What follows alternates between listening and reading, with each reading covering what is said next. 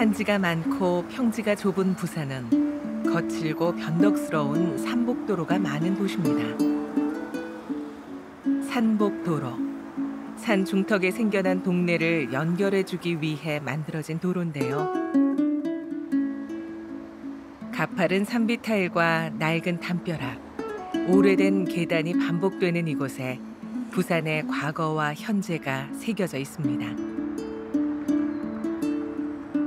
소담한 삶의 이야기가 묻어나는 산복도로는 부산의 역사를 품고 있습니다.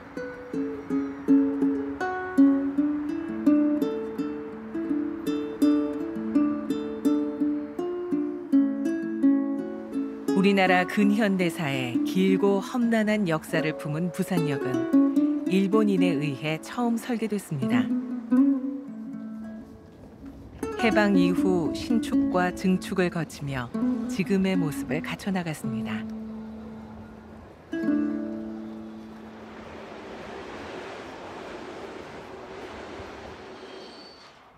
현대적이면서 편리한 역사는 부산을 오가는 모든 사람들에게 설레임을 안겨주고 있습니다. 산동네를 연결하는 산복도로의 역사는 개항기와 일제강점기로 거슬러 올라갑니다. 부산항에 부두 노동자들이 생겨나면서 인구가 늘었는데 도심에 자리 잡지 못한 이들은 산으로 올라가 판잣집을 지었습니다. 한국전쟁이 발발하자 이번에는 수많은 피난민들이 부산으로 몰려들었습니다. 사람들은 점점 더 높은 곳으로 올라가 정착했고 산 언덕 빼곡히 집들이 들어찼습니다. 좁고 가파른 골목길에서 사람들은 고단한 삶을 이어갔습니다. 부산의 근현대 역사의 질곡 속에서 많은 사람들이 살아내기 위한 하나의 연결되는 그런 통로라고 볼 수가 있죠. 산 위에서 사는 사람들이 산복도로를 지나가지고 아래로 내려가서 삶의 이터에서 뭔가 생활을 하기 위한 생산 활동을 하고 다시 시기에서 올라가는 어떤 연결되는 그런 통로에 있는 것이 지금 산복도로라고 볼 수가 있습니다. 계단, 골목, 가난으로 상징되던 산복도로는 시대의 변화에 따라 변신을 거듭했습니다. 초량 산복도로는 부산의 현대사를 품은 공간으로 재발견되면서 초량 이바구길이라는 이름이 생겼고 젊은 예술가들이 모여들면서 새로운 관광 명소가 됐습니다. 168계단은 지상 6층 높이와 비슷한 가파른 길이지만 그 옛날에는 산복도로에서 부산항으로 이어지는 가장 빠른 지름길이었다고 합니다.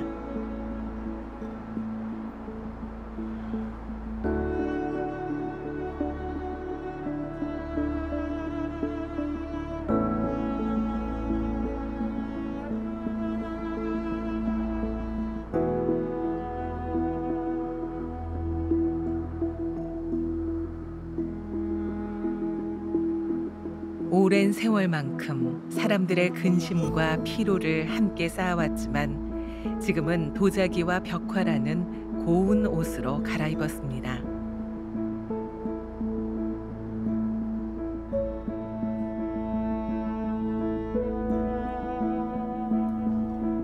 톡톡 튀는 예술원을 따라 올라가다 보면 빨간 우체통 하나를 볼 수 있는데요. 청마 유치환 시인의 문학적 업적을 기리기 위해 마련된 공간입니다. 청마 유치환은 1920, 30년대 니힐리즘이나 아나키즘의 영향을 받은 생명파 시인입니다.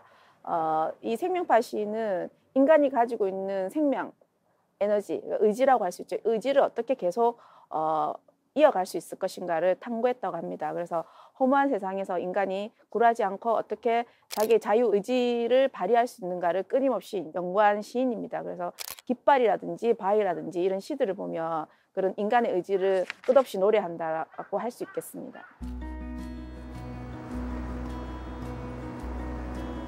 청마 유치환 선생은 부산에서 사회생활을 하며 작품 활동을 이어갔고 이곳에서 생을 마감했습니다.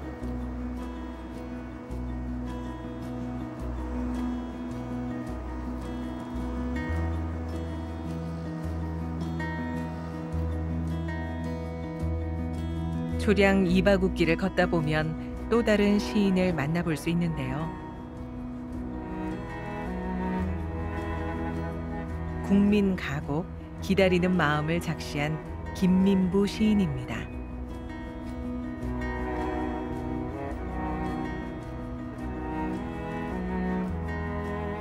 김민부 시인은 우리나라 최장수 라디오 프로그램 자갈치 아즈메를 기획한 PD이기도 한데요.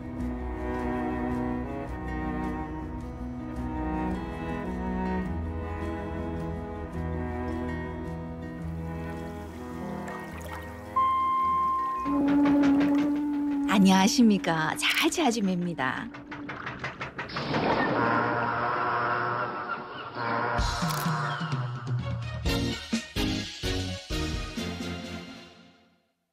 김민부 시인은 고등학교 2학년 때 문단에 등단할 정도로 시적 능력이 아주 뛰어났습니다.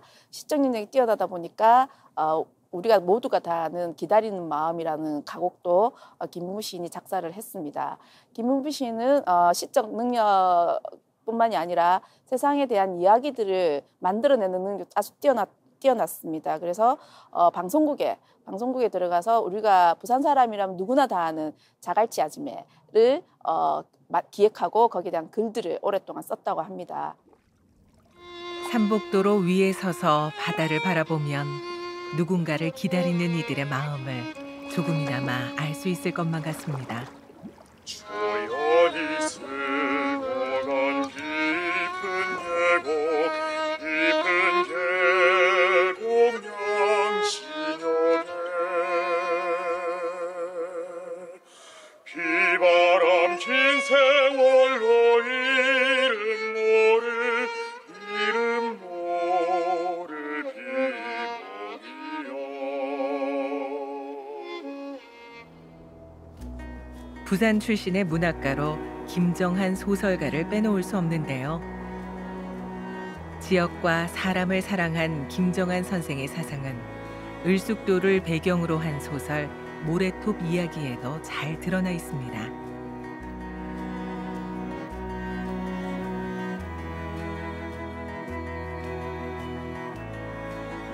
한 마을에 중학교 교사로 부임한 주인공.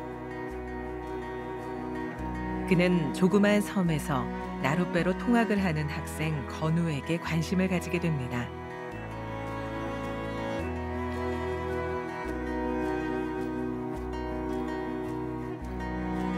장문 숙제로 써온 건우의 글이 마음 쓰였기 때문입니다. 내가 사는 조마이 섬은 복숭아꽃도 살구꽃도 아기 진달래도 피지 않는 몇백 년 아니 몇천 년 갖은 풍산과 홍수를 겪고 오는 동안에 모래가 밀려서 된 나라 땅인데 이때 때는 억울하게도 일본 사람의 소유가 되어 있다가 해방 후부터는 어떤 국회의원의 명의로 둔갑이 되었는가 하면 그 뒤는 또 그 조마이 섬 앞강에 메리퍼가를 얻은 어떤 다른 유력자의 앞으로 넘어가 있다. 자신이 살고 있는 섬을 권력자가 통째로 삼키려 한다는 내용의 글에서 주인공은 건우의 날카로우면서도 냉랭한 마음을 느낄 수 있었습니다.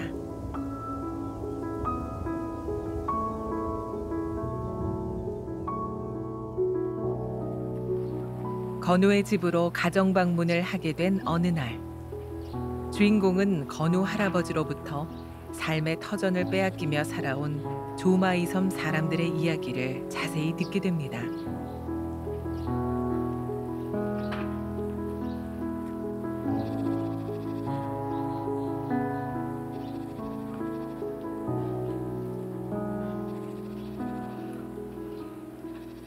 우리 조마이 섬 사람들은 지 땅이 없는 사람들이. 와 처음부터 없기사 없었겠소만은 죄다 빼앗기고 말았지요. 예적부터 이고장 사람들이 젖줄같이 믿어오는 저 낙동강이 만들어준 우리 조마이 섬이란 말이오. 그러다 비가 억수로 쏟아지는 어느 날 주민들은 떼죽음을 당할 위기에 빠지는데요. 이때 건우 할아버지가 둑을 허물어 위기를 막으려고 합니다. 하지만 회방을 놓는 깡패와 시비가 붙게 되는데요. 당신들도 보다시피 물이 안팎으로 이렇게 불어나는데 이 섬 사람들을 어떻게 하란 말이오. 이놈들아, 사람 목숨이 중하나 이놈들의 욕심이 중하나. 실랑이를 하던 중 깡패가 거센 물살에 휘말려 목숨을 잃고 맙니다. 이 사건으로 건우 할아버지는 기약 없는 감옥살이를 하게 되고 건우 역시 학교에 나타나지 않습니다. 김정한 작가는 지역과 사람을 사랑한 작가였습니다. 불의를 참지 못했고 그 불의에 맞서서 제대로 된 세상을 만드는 게 그의 문학 작품이었고 거리에서 만난 사람들이 그의 문학 작품이었습니다. 그런 그의 문학 세계가 잘 드러난 대표작이 모래톱 이야기라고 할 수 있겠는데요. 모래톱 이야기에는 낙동강변의 조마이 섬이라는 섬에서 살아가는 하층민들의 이야기들을 아주 사실적으로 그려내고 있습니다. 모래톱 이야기의 배경이 된 을숙도는 낙동강과 남해가 만나서 만들어진 삼각주입니다. 을숙도는 새가 많고 물이 맑다 해서 지어진 이름인데요. 땅이 비옥해 갈대와 수초가 잘 자라며 1970년대에는 동양 최대의 철새 도래지로 주목을 받았습니다.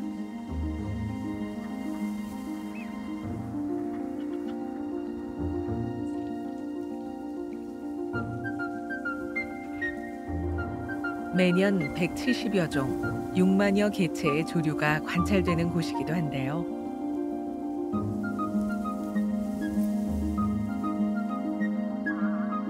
우리나라에 찾아오는 고니류의 70% 이상이 낙동강 하구에서 월동을 하는 것으로 알려져 있습니다.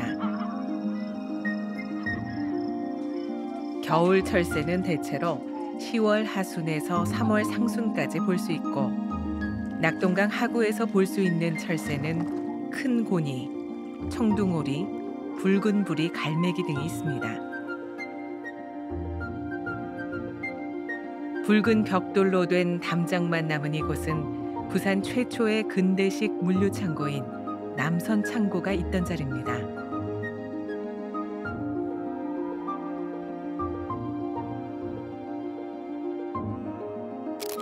물류도시 부산의 시작을 알린 남선창고는 주로 함경도에서 배로 싣고 온 물건을 보관하던 곳인데요. 지난 2009년에 철거됐습니다.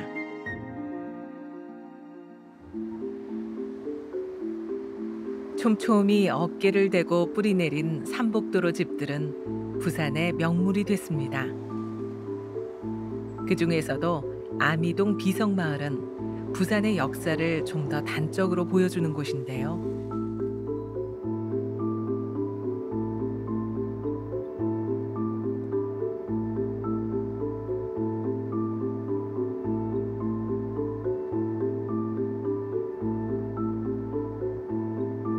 일제 강점기 일본인들의 공동묘지가 있던 산자락은 피란민들에겐 기초공사가 잘 된 집터였습니다. 무덤 하나가 집터가 되고 무덤 사이는 골목이 되어 지금의 비성마을이 됐습니다.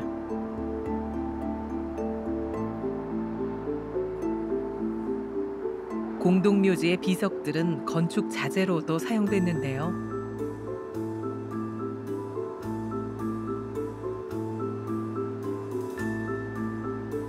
아미동 일대의 계단이나 담장에는 피란민들이 사용했던 비석들이 곳곳에 박혀 있습니다.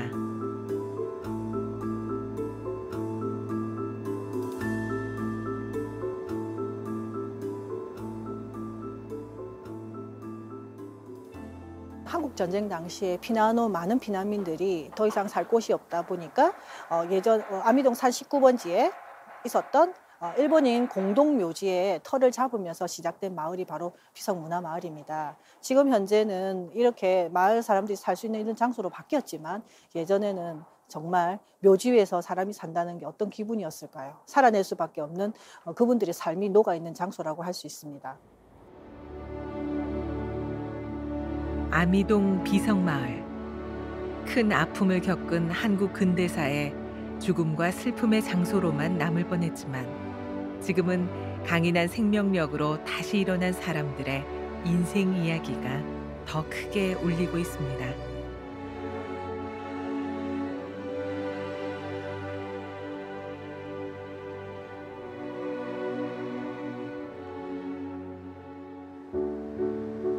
산비탈을 따라 계단식으로 들어선 파스텔 톤의 집들이 매력적인 이곳은 감천 문화마을입니다. 피란민의 힘겨운 삶의 터전으로 시작했지만 지금은 연간 180만여 명이 다녀가는 관광 명소가 됐습니다. 낙후된 달동네의 이미지를 벗기 위해 문화예술을 강조한 도시 재생 사업을 추진했기 때문인데요.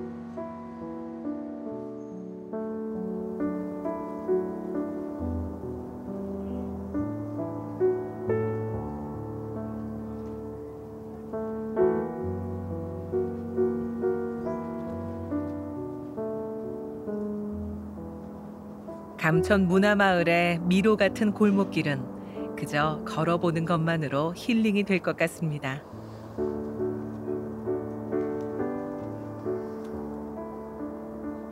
다양한 각도에서 마주하는 모든 풍경이 설레임을 남깁니다.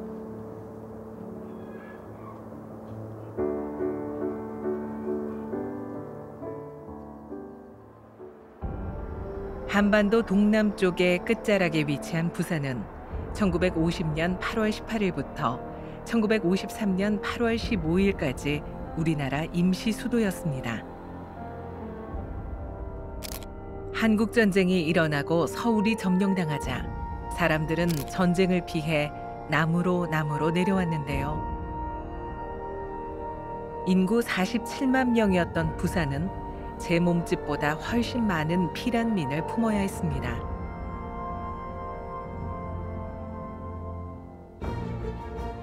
임시수도 정부청사는 우리나라 근대사의 정치, 사회적 변화를 간직하고 있는 역사적인 장소입니다.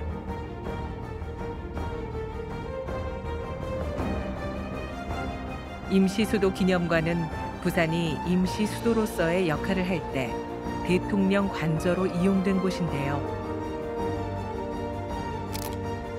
이승만 대통령의 유품을 중심으로 소장품 150여 점이 전시돼 있습니다. 이승만 대통령의 집무실과 당시의 가구, 그리고 복식까지 그대로 배치해뒀습니다.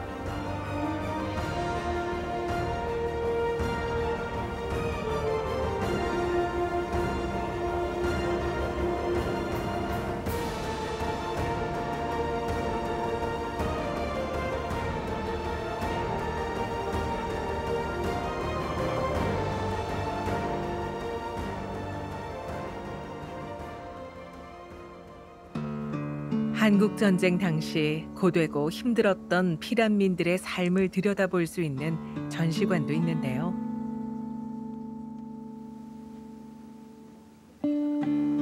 제대로 된 거처는 물론 끼니도 해결하기 힘들었던 사람들의 일상을 눈으로 직접 확인할 수 있습니다.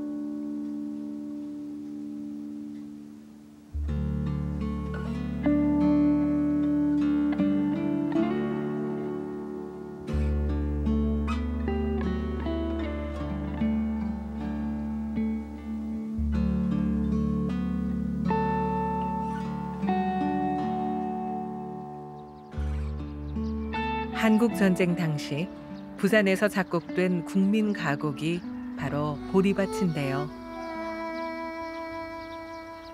전쟁 속에 피어난 한국 선율의 백미를 들려주고 있습니다.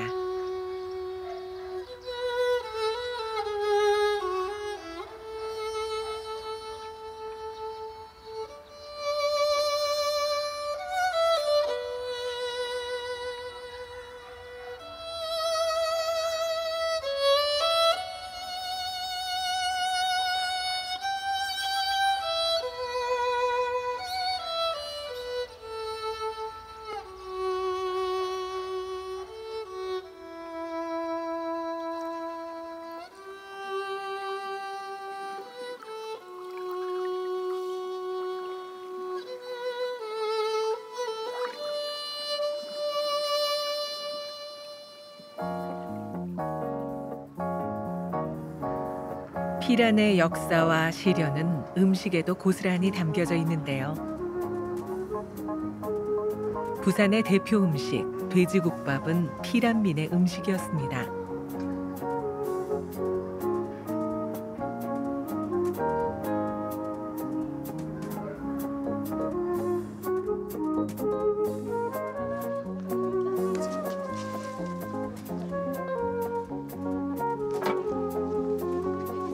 미군 부대에서 먹지 않고 버린 돼지뼈를 고아 국밥으로 만든 건데요. 돼지국밥 한 숟가락에는 고향을 떠나온 이들의 역경, 그리고 타향살이의 슬픔이 담겨 있습니다. 하지만 지금은 남녀노소 누구나 편하게 즐길 수 있는 한 끼가 됐습니다. 한국 전쟁 때 많은 피난민들이 이곳에 몰려들었고 모든 것이 부족할 때 뭔가 우리 보양식으로서 배가 든든하게 적은 돈으로 먹을 수 있는 음식에서 만들어진 게 그냥 돼지국밥이라고 생각하시면 될 것 같아요. 저렴한 가격에 든든한 한 끼를 해결할 수 있는 돼지국밥은 사람들에게 따뜻한 위로를 건네는 소울푸드가 됐습니다.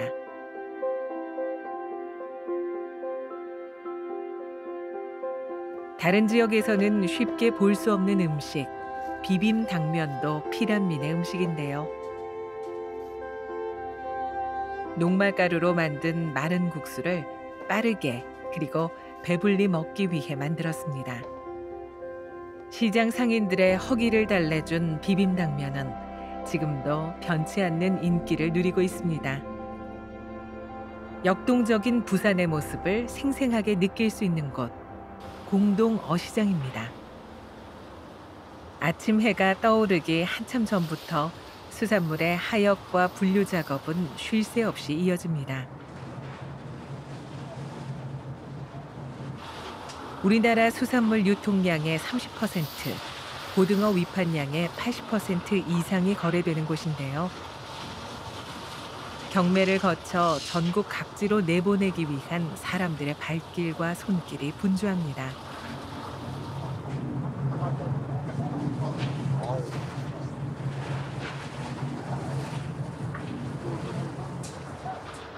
아침을 깨우는 공동 어시장은 부산의 부엌이자 다부진 삶을 대표하는 곳입니다.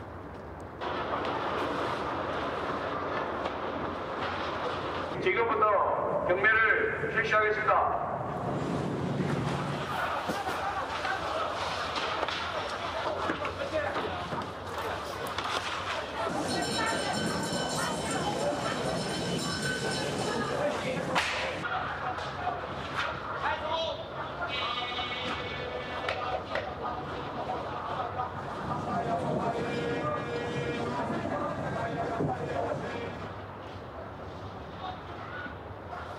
우리가 오랫동안 견뎌내야 했던 모질고 억센 시간들 덕분에 부산의 시간과 공간 그리고 삶은 더욱 깊어졌습니다. 부산이 수산물의 중심지가 된 데에는 자갈치 시장의 역할이 컸습니다.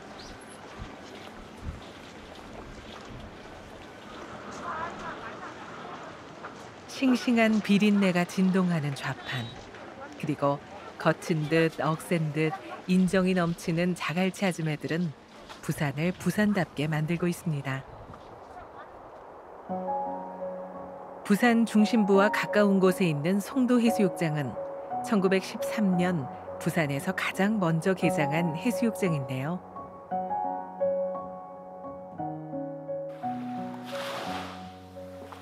천혜의 자연 경관과 함께 많은 사람들의 추억과 낭만을 짙게 간직한 곳입니다. 복잡한 생각은 바다로 흘려보내고 가슴에 올려진 돌덩이는 백사장에 내려둡니다.